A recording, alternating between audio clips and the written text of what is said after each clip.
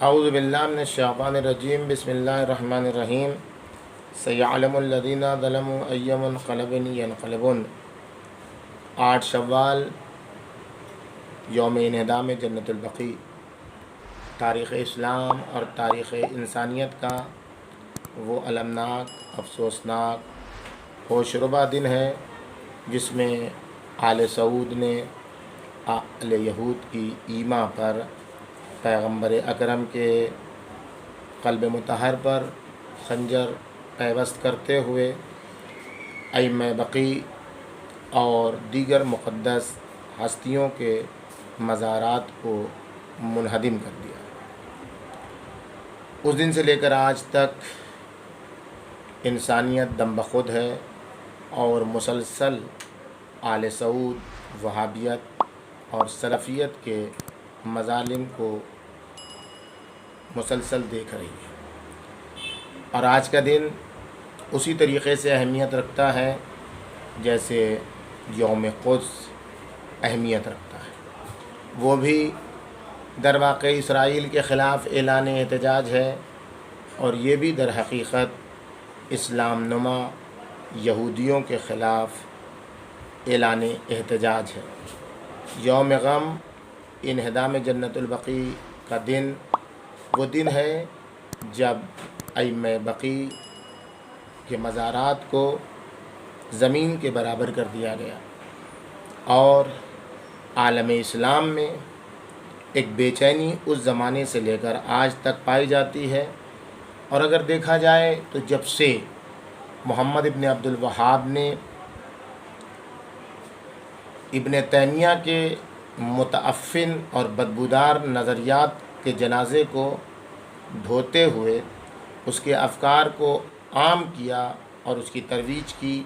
اس زمانے سے لے کر آج تک آل سعود نے اسلام کے خلاف جو کچھ بھی ہو سکتا تھا وہ سارا کام انجام دیا، اور آج تک وہ اسلام کے نام پر اسلام کو بدنام کرنے والا کام انجام دے رہی ہے۔ یہ پوری نسل یہودیت کی نسل ہے، اسلام دشمن عناصر کی نسل ہے۔ یہ فقط شیعوں کے دشمن نہیں ہیں، شیعہ مسلسل اس حقیقت کو پیش کر رہے تھے اسی وقت سے، جب سے یہ کینسر کا پھوڑا اور یہ متعفن وجود اپنی جڑوں کو مضبوط کر رہا تھا، اسی وقت سے شیعہ حضرات یہ کہہ رہے تھے کہ اس کو پہچانو، اس کی جڑیں اگر مضبوط ہو گئیں تو دنیا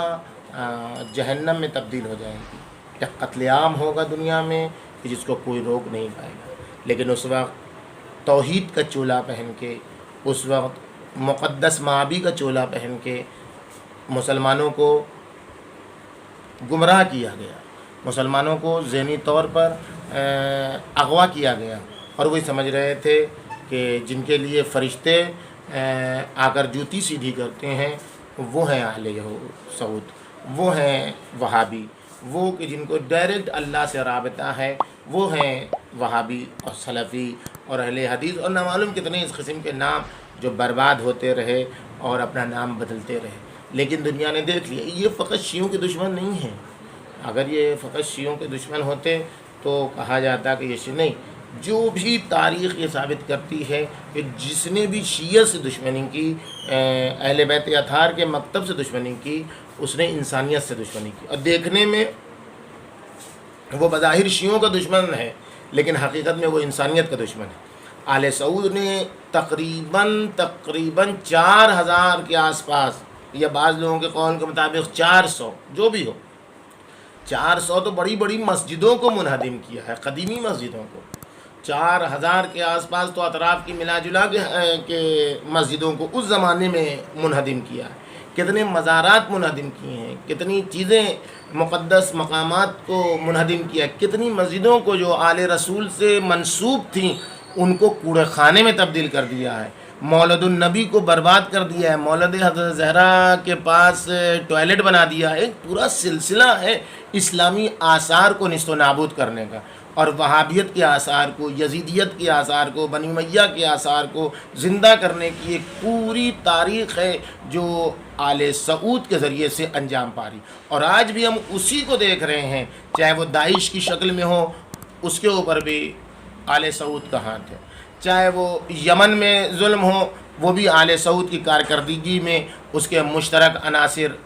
ظلم کے پہاڑ ڈھا رہے ہیں۔ جہاں کہیں بھی آج جو کچھ بھی فلسطین میں ہو رہا ہے وہ سب کچھ آل سعود کی ایما پر ہو رہا ہے، وہ موجودہ بن سلمان کی ایما پر ہو رہا ہے۔ یہ جو ننھے ننھے بچوں کی سسکیاں سنائی دے رہی ہیں، یہ جو نہتے لوگ مارے جا رہے ہیں، دنیا خاموش ہے، یہ سب کچھ وہی آل سعود کے پیسے سے ہو رہا ہے۔ یہ دبئی کا کہنا کہ ہم اسرائیل کے ساتھ ہیں، اپنی فوج جو یمن میں ہے وہ اسرائیل کو بھیجیں گے، یہ سب کے سب جتنے ہیں سب شیڈو ہیں، سب سایہ ہیں اسی آل سعود کے جو بربریت، بہیمیت، درندگی، انسانیت سوز واقعات کا مرقع ہے اور علم بردار ہے۔ ضرورت ہے اس بات کی کہ عالم اسلام متوجہ ہو، ضرورت ہے اس بات کی کہ انسانیت دوست افراد متوجہ ہوں اور دنیا میں اس کینسر کے پھوڑے کو اب بھی نکال کے باہر پھینکیں تاکہ انسانیت محفوظ رہ سکے۔ یہ پورا جو جسم ہے انسانیت کا وہ اس غدہ سرطانی سے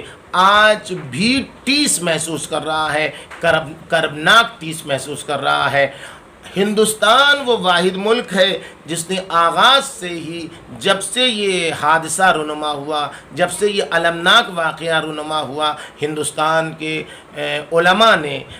مذہب حقہ کے علماء نے تو کیا ہی ہے، اہل بیت اطہار کے چاہنے والوں نے تو کیا ہی ہے، عالم اسلام سے متعلق بھی جو مسلمان تھے، ذمہ دار مسلمان تھے، انہوں نے اس وقت سے لے کر آج تک احتجاج کیا ہے۔ اگر آپ تاریخ اٹھا کر دیکھیں یہ 1926 کا واقعہ ہے اور 1344 ہجری 8 شوال کا واقعہ ہے۔ اپریل 1926 میں یہ واقعہ رونما ہوا اور اس سے پہلے جب خلافت تحریک جو اس وقت ہندوستان میں بہت زور پکڑے ہوئی تھی، اس نے جب یہ معلوم کیا کہ یہ کرنے کا ارادہ ہے آل سعود کا، تو 2 بار یہ لوگ حجاز گئے اور جا کے آل سعود کو منع کیا، اس وقت کے حاکم کو منع کیا۔ اتنی دھمک تھی ان لوگوں کی، اتنا ان لوگوں کا رسوخ تھا کہ آل سعود اس وقت ان کے سامنے اپنی ڈھٹائی نہیں دکھا سکا اور نہیں کہہ سکا کہ آپ کچھ بھی نہیں کر سکتے، ہم جو چاہیں گے وہ کریں گے۔ نہیں، ان کو یقین دلایا، ان سے کہا کہ ہم آپ سے وعدہ کرتے ہیں کہ یہ کام نہیں ہونے دیں گے، یہ کام ہرگز نہیں ہوگا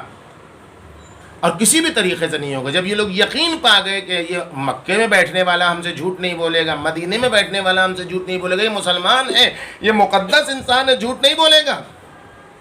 تب ان لوگوں نے حجاز چھوڑا ہے۔ اور جیسے ہی ان لوگوں نے حجاز کو ترک کیا ہندوستان کے لیے، ویسے ہی اس نے حملہ کر دیا۔ اسی وقت سے خلافت تحریک سے متعلق جو عمائدین تھے، جو ذمہ دار تھے، انہوں نے احتجاج کیا۔ لہٰذا آج جو بھی مسلمان ہے ہندوستان کا، اگر وہ اپنے آپ کو مسلمان کہتا ہے تو اسے آل سعود کے خلاف، وہابیت کے خلاف، سلفیت کے خلاف، اس پوری نسل کے خلاف جو یہودی نسل ہے اس کے خلاف جنت البقیع کی انہدام کے دن کو یوم غم، یوم احتجاج، آل سعود کے خلاف، آل یہود کے خلاف، صہیونزم کے خلاف، نیتن کے خلاف، ان تمام لوگوں کے خلاف اعلان جنگ کرنا چاہیے، اعلان نبرد کرنا چاہیے۔ ان لوگوں کو جنت البقیع ایک بہانہ ہے، جنت البقیع ایک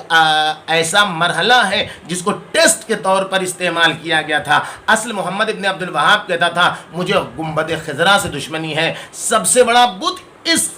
گنبد خضرا کے نیچے ہے، اس ہرے گنبد کے نیچے ہے، یعنی پیغمبر اکرم کی قبر کو منہدم کرنے کا ارادہ تھا۔ یہ جو جھوٹے کہتے ہیں کہ تقیہ بدعت ہے اور تقیہ شرک ہے، یہ سب سے بڑے تقیہ کرنے والے یہ ہیں۔ یہ کہتا ہے محمد ابن عبد الوہاب کہ ہم مجبور ہیں مسلمانوں کی انتشار اور مسلمانوں کے حملے کی وجہ سے کہ اگر ہم گنبد خضرا کو گرا دیں تو ہم پر حملہ ہو جائے گا، اس لیے ہم مصلحت کی بنیاد پر خاموش ہیں، ہم پیغمبر اکرم کے مردار کو منہدم نہیں کریں۔ ان لوگوں کا اصل مقصد خانہ کعبہ کو گرانا ہے، ان لوگوں کا اصل مقصد مزار رسول کو منہدم کرنا ہے۔ اگر ان لوگوں سے آج بھی مقابلہ نہیں کیا گیا اور ان کی حقیقتوں کو دنیا کے سامنے تشت ازبام نہیں کیا گیا، یہ نہ رسول کے ہیں، نہ آل رسول کے ہیں، نہ صحابہ کے ہیں، نہ امہات المومنین کے ہیں، یہ فقط اور فقط یہودیت کی ناجائز اولاد ہیں۔ ان کے خلاف اعلان جنگ کرنا ہوگا، اعلان نبرد کرنا ہوگا، تبھی ان کے ظلم کی